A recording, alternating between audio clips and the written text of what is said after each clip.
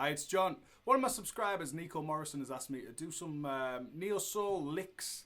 How can we get some more jazzy sounding licks into things? So what I'm going to do, I'm going to play an improvised solo over a Dorian sounding backing track. So the Dorian mode is just the second mode of a major scale. So what that means is, if I was going to play an E Dorian, I would be playing a D major scale over an E minor chord.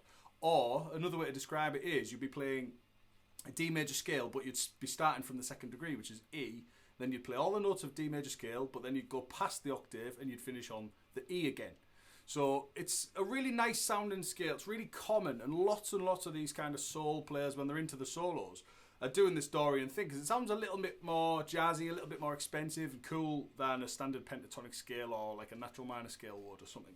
So I thought a cool way to go about this, Nico, would be to just improvise something. So not sit there and work out a load of licks and things.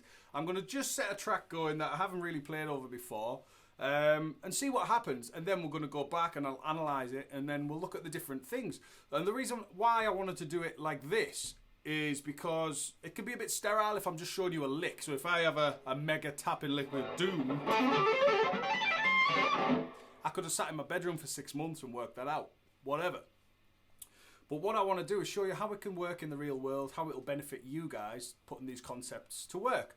So I've got a dodgy little speaker rigged up. I don't know what it's going to sound like. I should have really done a test, but hey ho, I think it's cooler not to. And it's a soul, slow jamming track, and I'm going to put some of these ideas in.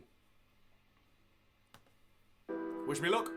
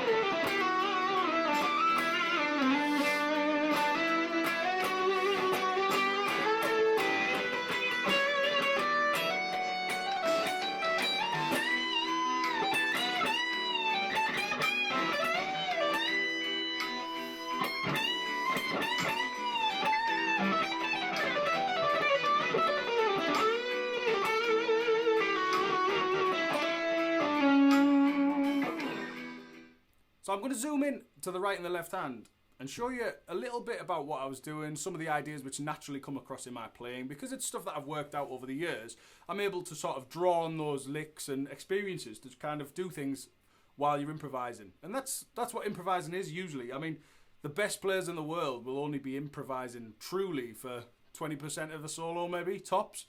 The rest of it is a regurgitation of licks and ideas that we've tried before and sound good, because why wouldn't you? You know, practice for years and then use that stuff. Right, so let's zoom in and we'll look at some of the licks that I'm doing and some ideas, and let's get you some.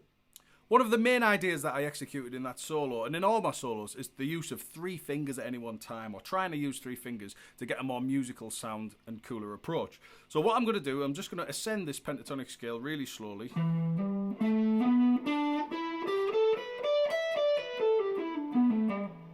In what is, you know, the traditional way you would learn to ascend a pentatonic scale with 2 fingers. What I'm tending to do is bring my second finger into play again as use of a 3rd finger. So I've got first, little, and then first, third, up to the first 6 notes. And then I'm using my second finger to come back on myself for 5 notes. So 1, 2, 3, 4, 5. Same again on the next string.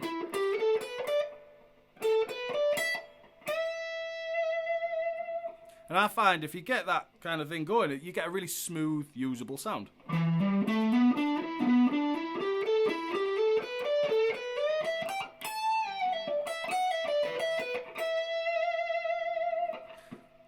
Really important to get your vibrato in tune and in time as well. I think that's the biggest giveaway for me of somebody who can play lead guitar. You could have all the licks in the world,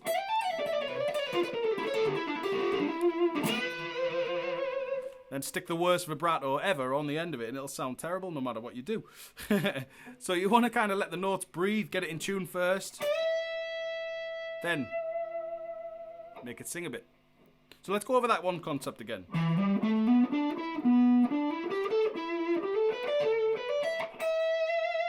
It's really cool, inexpensive way of playing a jazzy sounding pentatonic.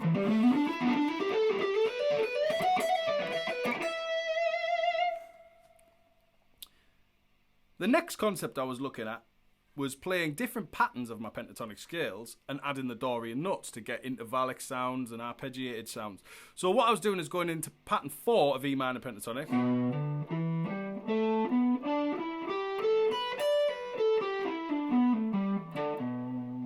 Down here.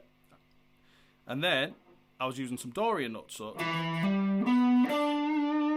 this is spelling out an E minor 7 arpeggio.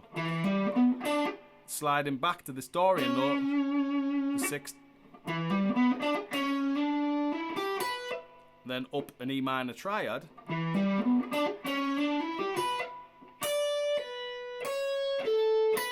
then it's just another Dorian sounding note.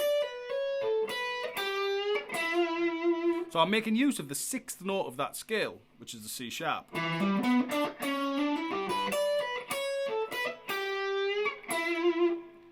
And if you get a really cool sound. Then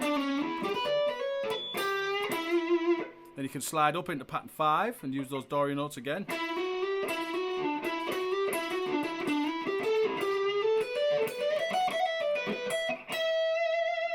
So there's the concept, putting the 3 fingers in, using the arpeggios and the vibrato. So there's different ideas. So if I was going to go again.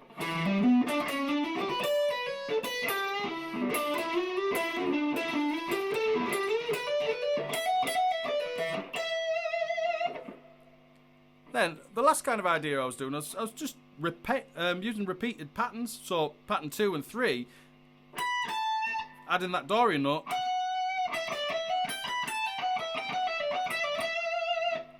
I stole this from kind of Eric Johnson and Joe Bonamassa, that kind of thing. Going back down your pentatonic patterns with repeated notes.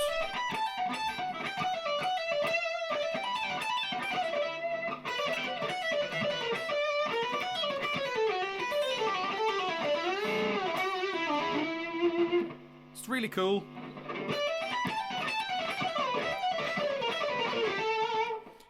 You know, for a big flourishing ending to your solo.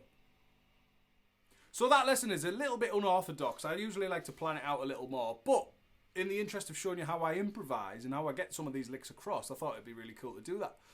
If there's anything that you want me to go into more specific detail with, please get in touch and ask me, and we can do a breakdown of each lick by step, or we can do any way you like, really. Cool, get in touch.